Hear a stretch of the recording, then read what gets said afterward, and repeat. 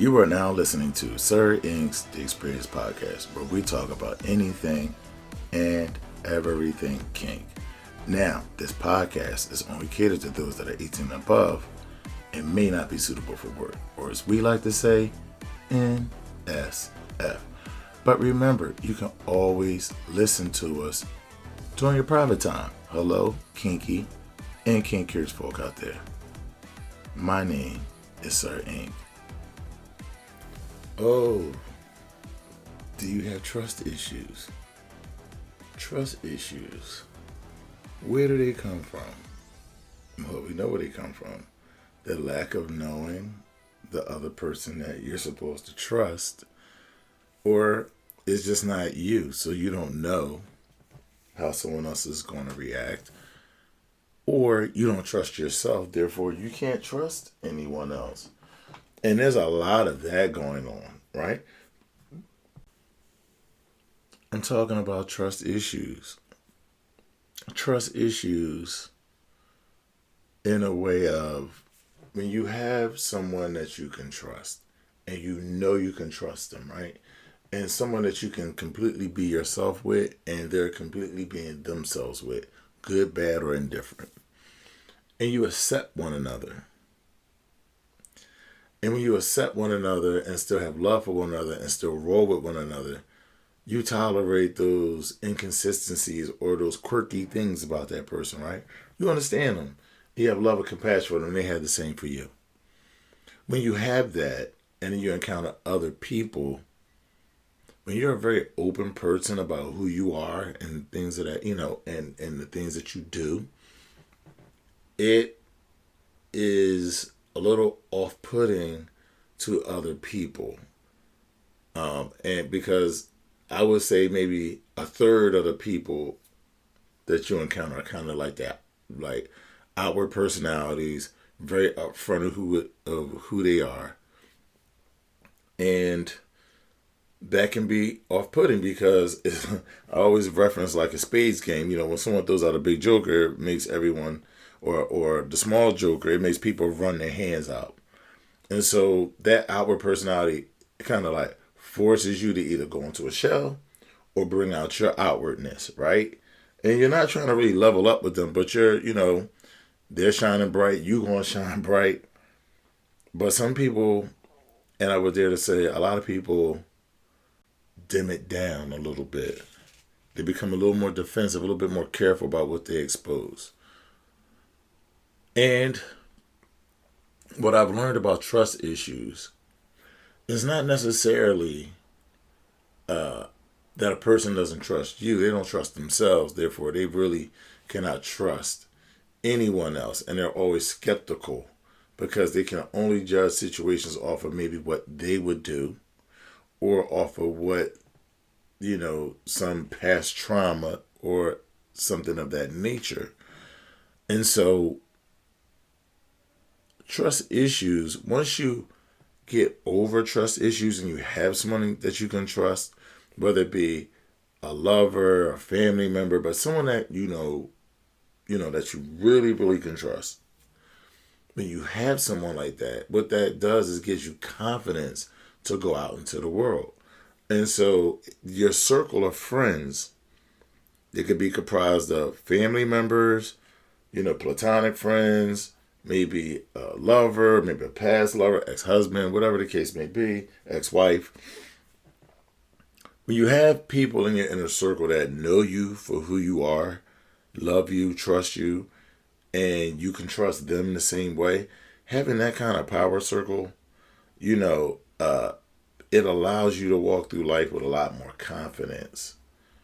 Because somebody got me, somebody gets me. Someone to be, if I take a situation back to my circle, to my friend, they're going to be honest with me about what they see, what they think, based upon my personality, how they think I took it, or where they think what I'm thinking, where I might go with it, why I should not go where I would normally go with it, things of that nature, right? And so you just need someone who can be honest. But when you have that honesty and people say, hey man, you were right about that. Yo, you were completely wrong, about that. you need that. That makes you that builds your confidence up. And I have been privileged to have a nice circle of friends. Now, even saying that, sometimes the people in that circle can change, you know, and not change in a matter of trust, but change like they may change location, they may change something about their personal life, like maybe get married. I'm single, so the dynamic of our friendship has changed, but the trust is still there. You understand?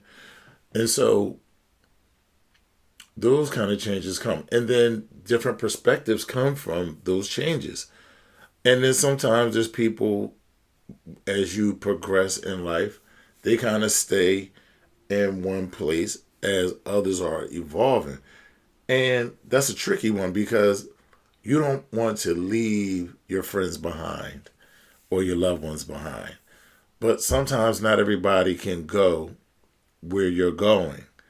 And it doesn't necessarily mean you're abandoning them. You're just growing.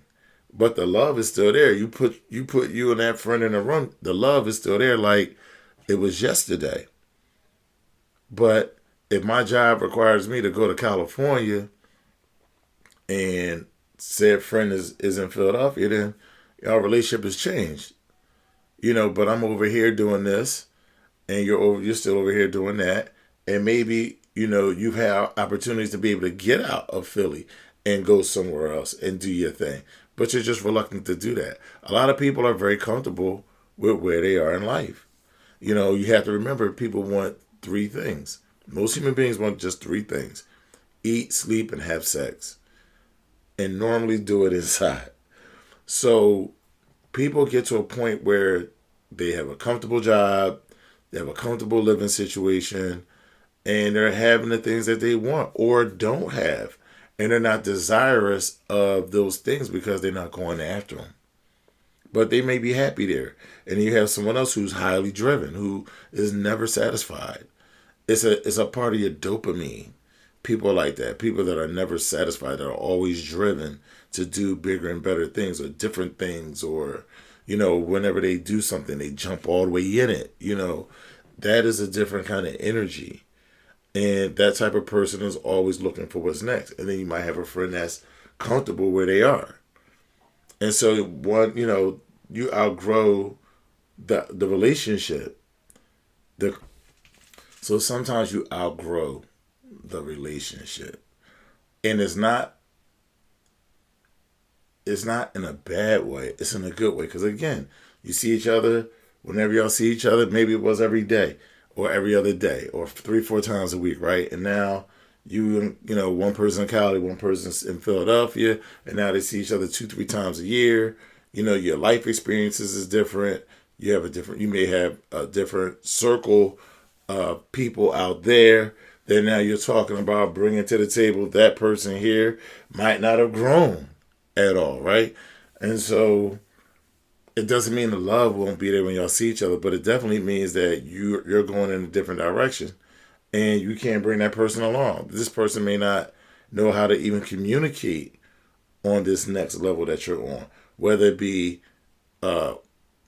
far as like intellectually, or maybe it could be, let's say, even in the respect of whatever lifestyle you live in, far as are you living in BDSM, a marriage, traditional marriage. So all these things, polyamory, all those things have bring about different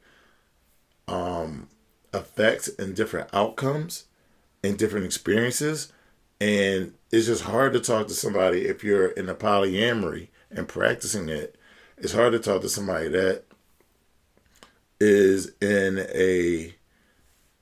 that might be single and not even dating. Because really someone in a polyamory relationship has a lot in common with someone that is married, monogamous. There are a lot of things that they have in common because it's all relationships. However, the person that's single and can't get a man or can't get a woman, or they're too awkward to actually, make themselves available in a way that they open themselves up to date. You have that situation too. I know men and women in that position. But I think a lot of it is trust. And when you have trust, you know what you're looking for in other people sometimes. You know the kind of trust that allows you to open up and be that, that beautiful light that you can be. And so, what do you think? Please leave your comments below. You know how to find me, Sir INQ, on Facebook, Instagram, and YouTube. And you can always email me at sirinq09@gmail.com. Thank you for listening. Until next time, peace.